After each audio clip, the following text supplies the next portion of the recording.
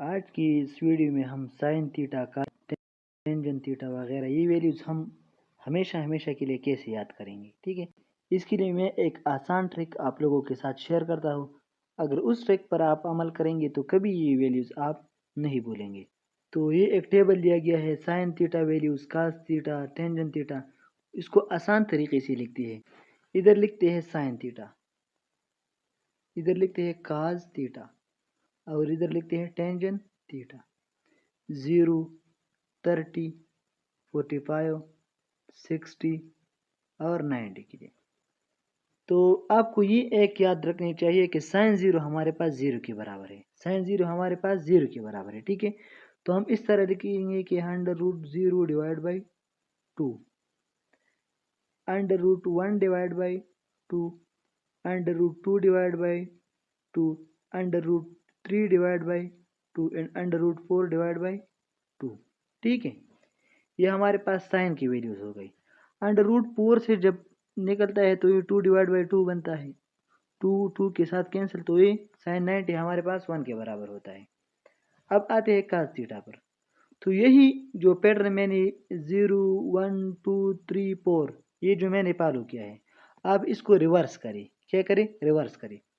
इधर लिखिए √4 divide by 2, √3 divide by 2, √2 divide by 2, √1 divide by 2 और √0 डिवाइड बाई 2। तो √0 डिवाइड बाई 2 से हमारे पास क्या आता है? इससे हमारे पास आता है 0। तो ये भी 0 हो गया, ये भी 0 हो गया। 0, √1 over 2, √2 over 2, √3 over 2, √4 over 2। √4 over 2 से हमारे पास 1 आता है, क्योंकि 4 को जब हम उसके रूट से निकालते हैं तो इसे 2 आता है। 2 डिवाइड बाई 2 से क्या आता है? 1 आता है। कास थीटा में हमने किया क्या? इसी पैटर्न को हमने किया क्या? उल्टा किया। पहले √4 ओवर 2, तो √4 ओवर 2 से हमारे पास 1 आता है।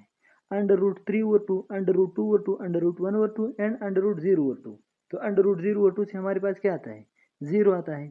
तो ये साइन थीटा की वैल्यूज और ये कास थीटा की वैल्यूज आप कभी नहीं भूलेंगी। इस टेबल में आप देखते हैं कि क्या है, ये दुरुस्त है या नहीं है।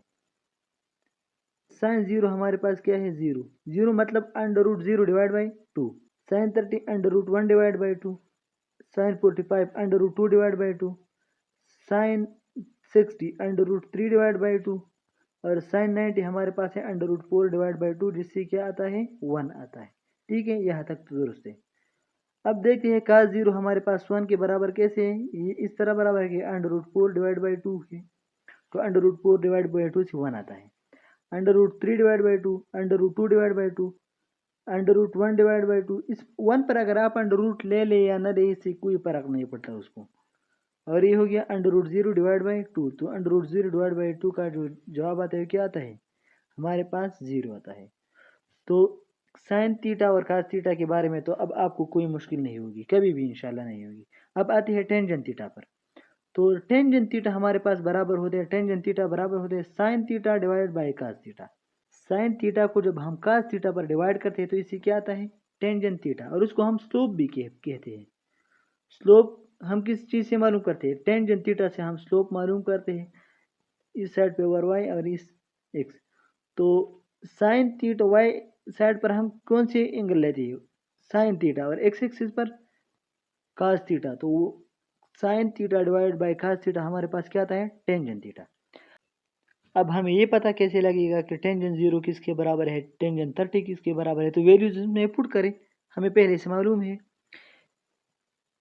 पर थीटा 0, साइन थीटा हमारे पास क्या है? साइन 0 हमारे पास 0 है, कास 0 हमारे पास 1 है।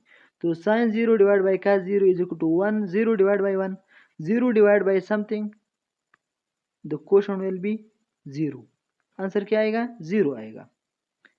अब आते हैं पर 30 डिग्री। 30 डिग्री के लिए हमारे पास साइन थीटा किस चीज़ के बराबर है? 1/2 के बराबर है। यानी 1√1/2 को अगर इस तरह लिखे तो कोई मसला नहीं है, क्योंकि मैंने पहले बताया कि 1 पर अगर आप √ ले ले या ना ले, इससे कोई मसला नहीं बनता।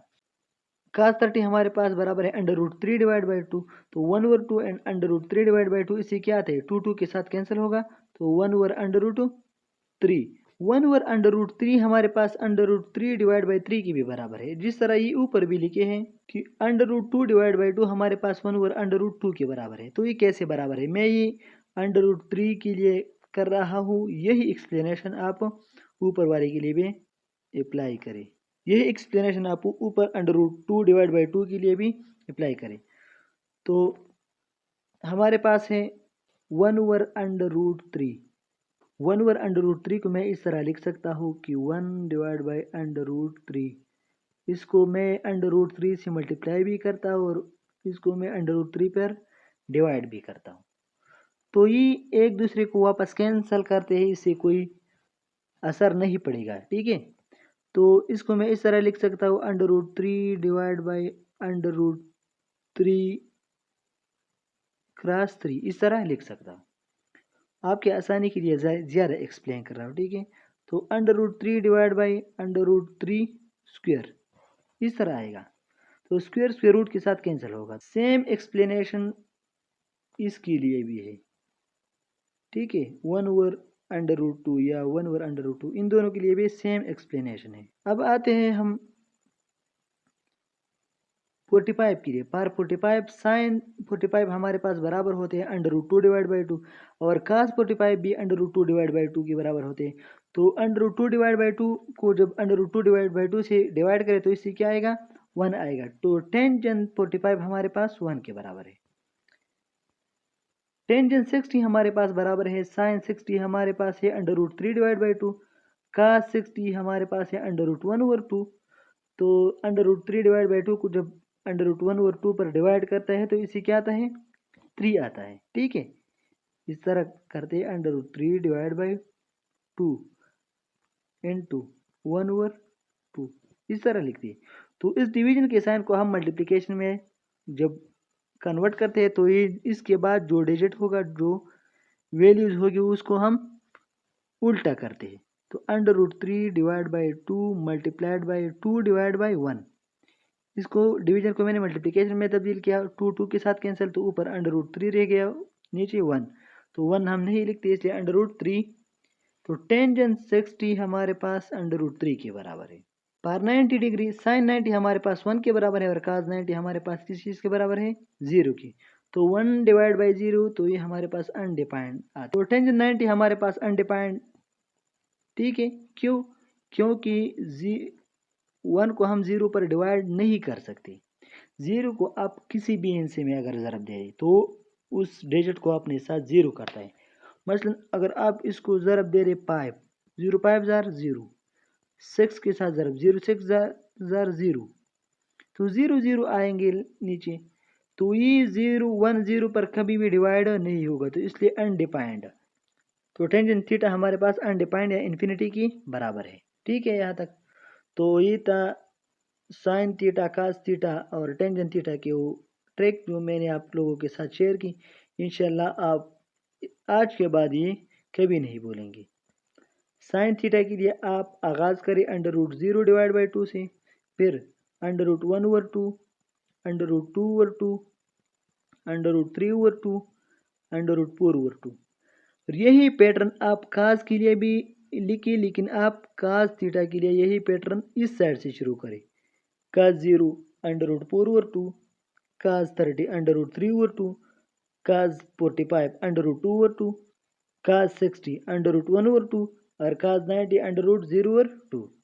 तो ये पैटर्न हमारे पास साइन के लिए कुछ इस तरह बनता है √0/2, √1/2, √2/2, √3/2 एंड 1, ठीक है।